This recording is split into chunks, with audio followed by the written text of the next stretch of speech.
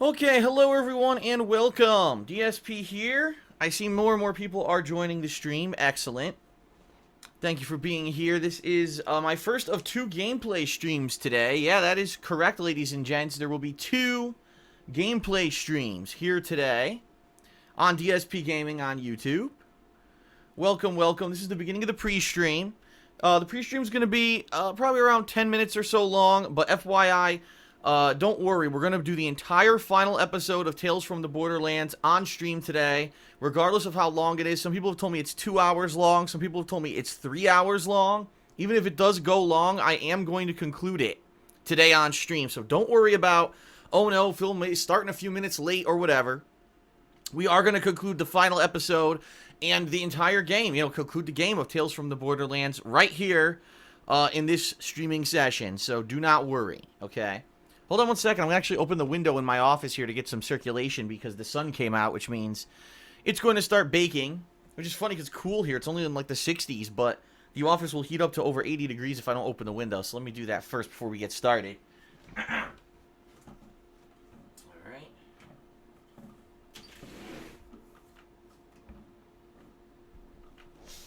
Alright, so I did that, but FYI, I might have to close it again. The landscapers are outside today. Why they show up at 1 in the afternoon or 12:30, it is 1 in the afternoon now. I have no idea. You would think most landscapers come early, but not ours. Ours just show up, in the middle of the afternoon. But obviously, that's not the subject of today's pre-stream. Alright, so welcome everyone to today's stream. I thank you for being here for the conclusion of Tales from the Borderlands. This has been an ongoing game that we've actually played. I believe it started in December of last year, if I remember correctly. It was either November or December. I think it was December. And at the time, within a 1 week time frame, both Tales from the Borderlands and Game of Thrones, two different episodic releases from Telltale Games, had actually released back to back. And I played them both back to back. And I did like a mini review where I compared the two and let you know, which one I liked better. And honestly, it was Tales from the Borderlands. I think that this game has been very well written. The characters have been pretty unique and interesting. The plot has, although the plot's kind of gone everywhere, let's face it, you had so many different locations, so many different twists and turns in the plot. Characters are dead and lived and revived, or at least brought back temporarily. It's been a lot of stuff going on in the game.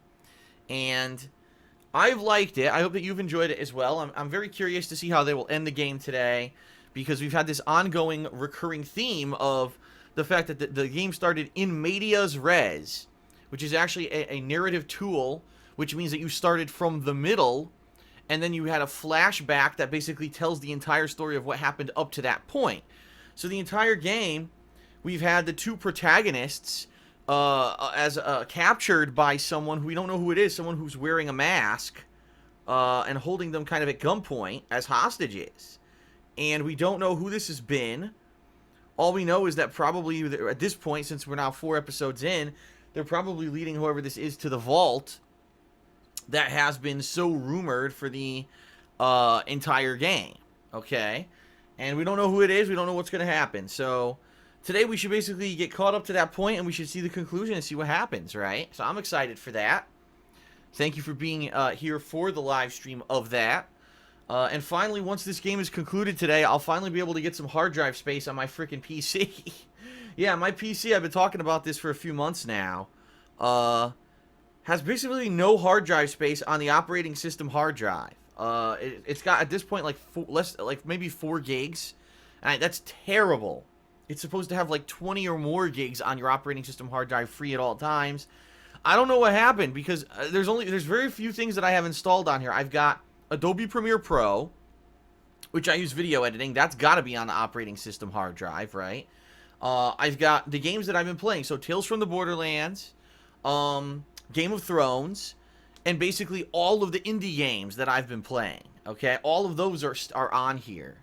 So that, and then that's really it. I have like one other video editor program. It's my old one that I used to use, and I still use that to do DSP Tries It episodes. But outside of that stuff, there's nothing else really on the operating system hard drive. I used to have all kinds of fan art and stuff stored on there. That's gone now because I don't use fan art anymore. And I used to have all the video intros for my streams on there. I don't do video intros for anymore. So I have no idea what's taking up the hard drive space on my operating system hard drive on my PC. And I've done numerous cleanup methods. I used the Windows method. I've deleted temporary files. I've done all this, and it just keeps filling up anyway. And I'm not doing anything on it. It just fills itself up. So it's either Windows or Adobe Premiere Pro. It's got to be one of those two things that are just doing it by itself. So once I finally can remove Tales from the Borderlands from my computer's hard drive, hopefully that'll free up several gigs and give it a little bit more leeway. Maybe my computer will run a little better. Who knows? But, I digress. So that's for today's first stream. Like I said, we will be finishing Tales from the Borderlands on this very stream. No matter what, no matter how long it goes, we're going to finish it up. Alright? Now, tonight, there will be a second stream. Tonight's second stream is pretty exciting. It's going to be me trying out the second wave of the Street Fighter V beta for the very first time. I'm going to be messing around with all the new characters. Apparently there's 4. Ken, Nikali, Vega, who's now a motion character, not a charge character, which is so bizarre to me.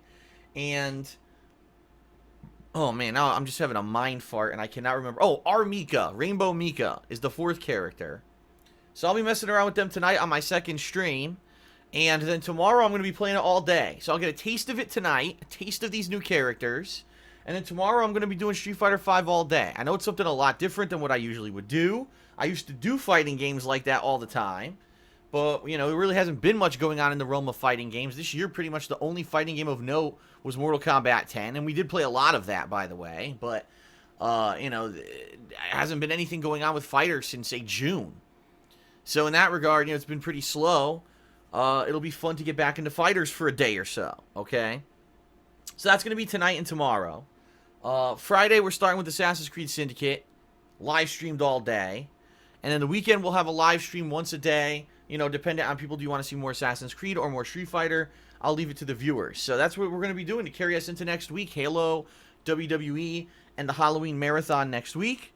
So I will toss this out there as well. Please, if you are a September or were a September patron of mine, please vote. I've noticed there hasn't been any real movement on the voting for Halloween games in a couple days. And I don't know if people just aren't paying attention right now, but we need more votes. We need as many votes as we can to determine what game or games I'll be playing during the Halloween Horror Marathon, which is going to happen on Halloween. Okay? And then last but not least, another quick plug, and then we're going to talk about a subject matter I want to talk about on pre-stream today. Last but not least, patreon.com/DarksidePhil. You can pledge for this month, the month of October.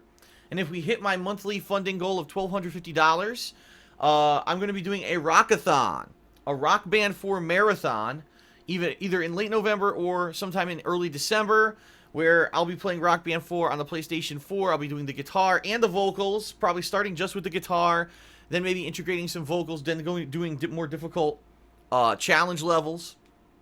I haven't played Rock Band since Rock Band 2. I've never done a music game on YouTube at all. This is going to be done in the form of a marathon stream, simply because I cannot put up a playthrough due to copyright risks. But if I just do one marathon stream of it as one video, that's a lot less risky. So I want to do that, but I want, you know, that's a goal reward. We have to hit the goal.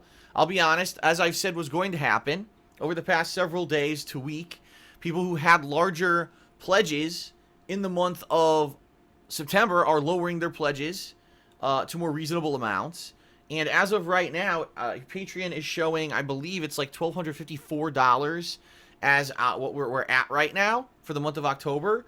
But that is not accurate, because there's still more people who are going to lower their pledges. And traditionally, we have about 20 people who get declined of various pledge amounts. So I can tell you right now, as is, we're not hitting the goal.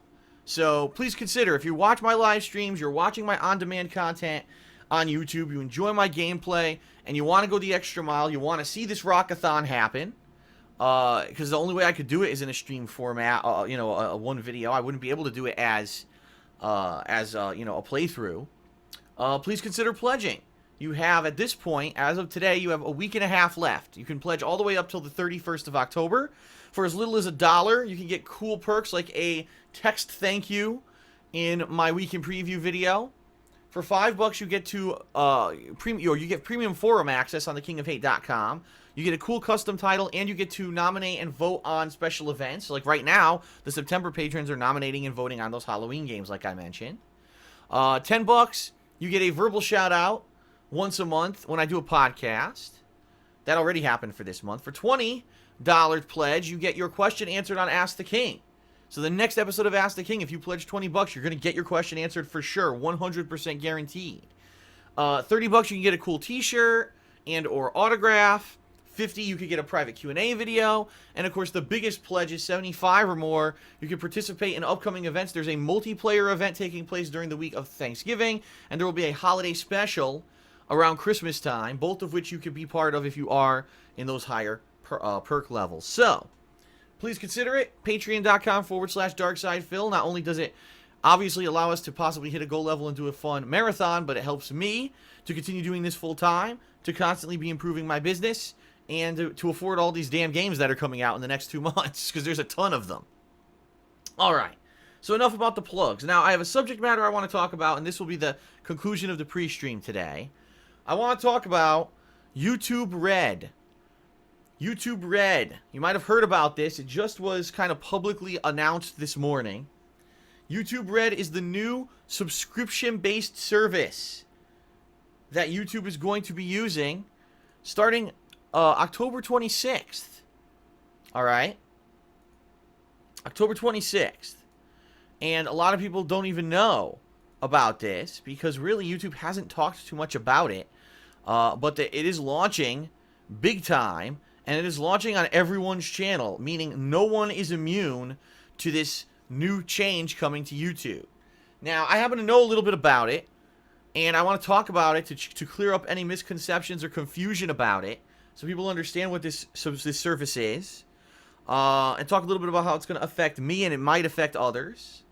So here we go. YouTube, in all of its wisdom, all those Google employees, those Ivy League educated people who think that they're very smart, have decided that the way to go with YouTube is to do a subscription-based service that removes all advertisements from YouTube. Not only that, okay, not only can you have all advertisements removed from YouTube, but it's also going to allow you to queue up videos that you want to watch offline. Meaning, let's say you really enjoy this one series of videos, but you're not going to be connected to the internet all the time. You can now use whatever device you use to watch videos on YouTube to basically download in advance YouTube videos and watch them at your leisure offline. So you don't even need to have an internet connection, supposedly, to watch YouTube videos that you've queued up according to this new service, okay? Now, I just want you to think of the implications of that. Will that count as a view? Will that count as any kind of revenue for the person who created that video or not? Will the person who gets to queue up these videos ahead of time be using them for illegal purposes? Not to say that they don't do that now anyway. Tons of people rip videos off of YouTube and do stuff with it that's completely outside of the realm of copyright. But no one seems to understand how this is going to work yet because YouTube hasn't launched it yet. No one understands the implications of this new being able to watch videos but not with the internet connection streamed yet like it used to be.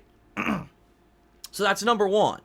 So number two, all ads are removed from YouTube if you do part of this subscription service, which, by the way, costs $9.99 a month, so $10 a month, at least United States denomination. I don't know what that'll be internationally. Again, the implications.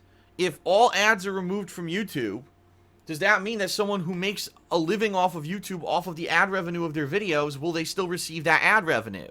Or is it going to be, well, because this person paid $10, Google gets the money, and if you make a living off of ads, tough shit, you don't get any of that ad revenue anymore.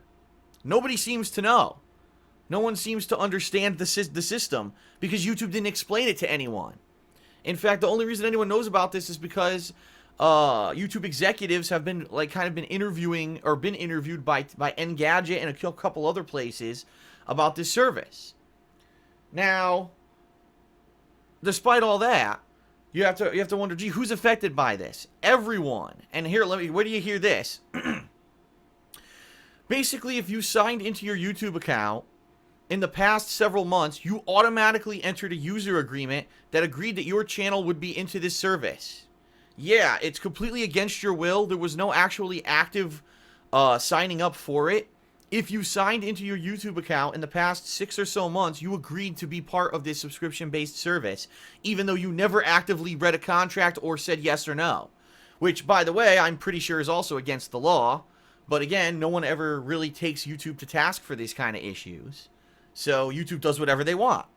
I've said this time and time again. Google employees think they know better than you because they think they're Ivy League educated, that they're like this brain trust of smart people, and they think that they can just do whatever they want because they're smarter than everyone. And I hate that shit, but it's documented. This is the mentality of this group of people who work at Google. Okay? So they've got this, everyone's in it. The bottom line is, here's how it works. This is true. This is from the mouth of a YouTube executive when they were interviewed by Engadget. If you signed into your YouTube account in the past 6 months, you automatically agreed to the service and you're already in it. If you didn't sign into your YouTube account, you received an email. And the truth is, I did. I received an email for the King of Hate HD. Remember that old vlogging channel that I used to use? I got an email about it saying, if you don't sign into your account in the next 6 months, you will not be able to receive any ad revenue on videos on this channel. So I said, you know what? I don't care. There's none of those videos on the King of Hate HD are monetized anymore because that was the old vlogging account from 2009 and 2010 that used to be with Google AdSense, and it got shut down. Basically, the AdSense got disconnected from it. So I'm not having any ads on those videos anymore anyway. So I don't really care. But apparently, this is what's going to happen. Listen to this. This is a big news because it wasn't publicly discussed. Google says, well, we just do whatever we want, and we don't reveal this information for anybody. Apparently, if you have a YouTube channel that you have not logged into in the past 6 months, and there's ads on the videos, but you didn't log in, so you didn't agree to this new service, this subscription-based service, your videos with ads on them will be private. And no one will be able to see them unless, I guess, they're subscribed to your channel. It's very ambiguous. It was like a quick blip, a quick blurb from a YouTube executive in this Engadget article. And it's not clear. You read it, you're like, what the hell does this mean? So again, big changes. No disclosure from YouTube to anyone who uses the website because they just do whatever they want and think that they know better than you. So there's a potential that someone who has a YouTube channel but hasn't been using it will have half their videos disappear unless you're subbed to the channel. It could be that they just won't make any ad revenue anymore. A legacy channel, right? How many people have these older YouTube channels, legacy channels, where they might make residual income and it might not make any money anymore because of this change? It's very uncertain right now how exactly it's going to work.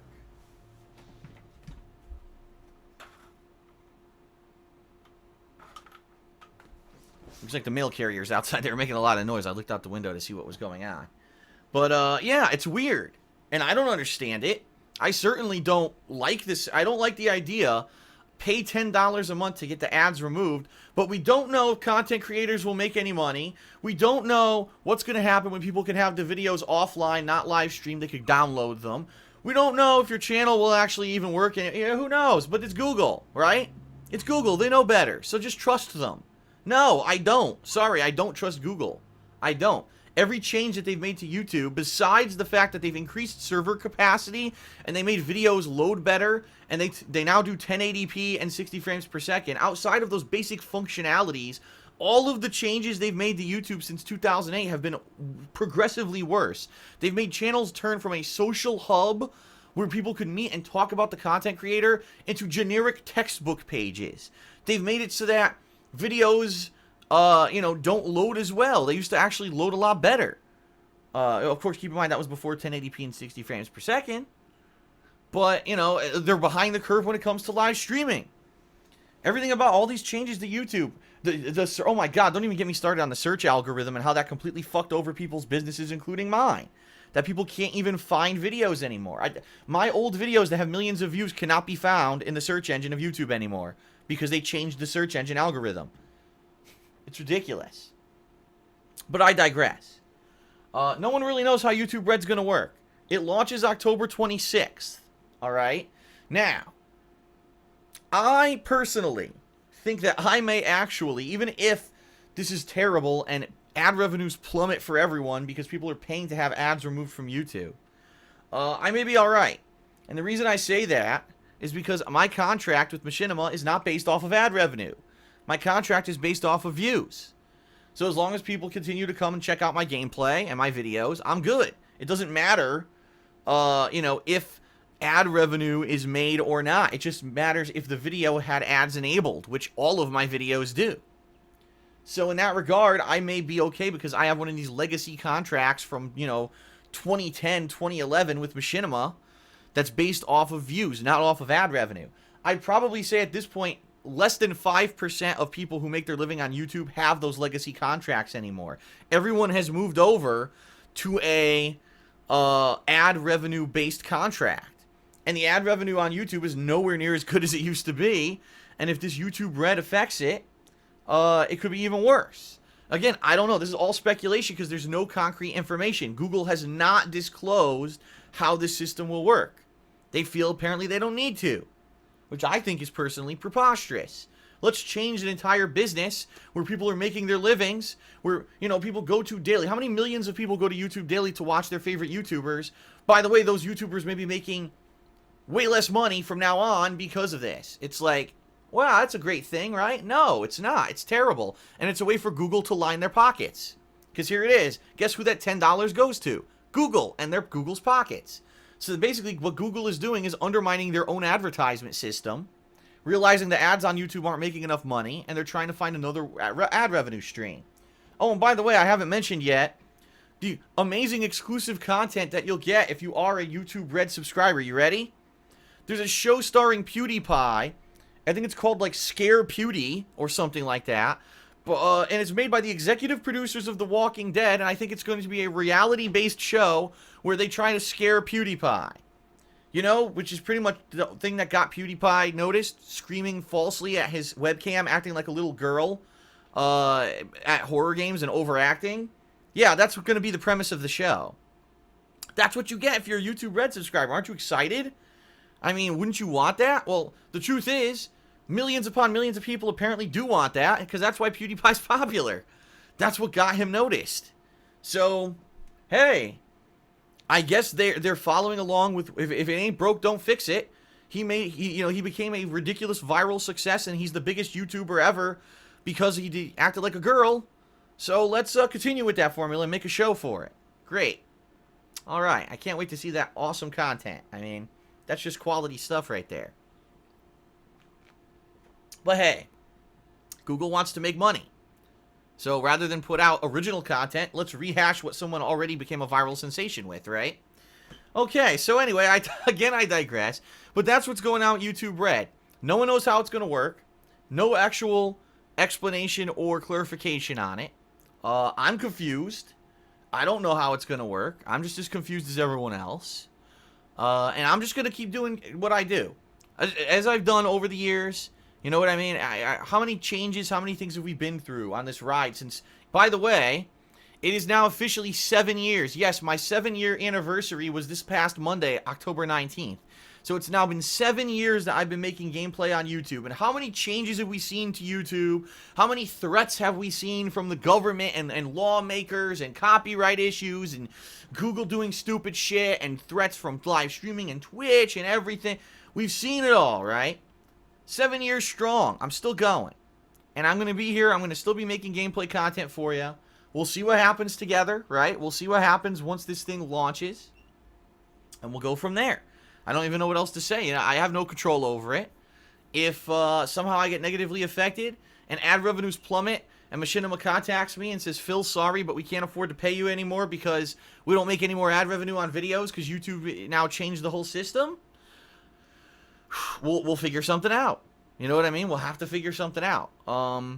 But in that regard, do I really think that tons of people are willing to pay $10 a month to watch videos that are already free? No.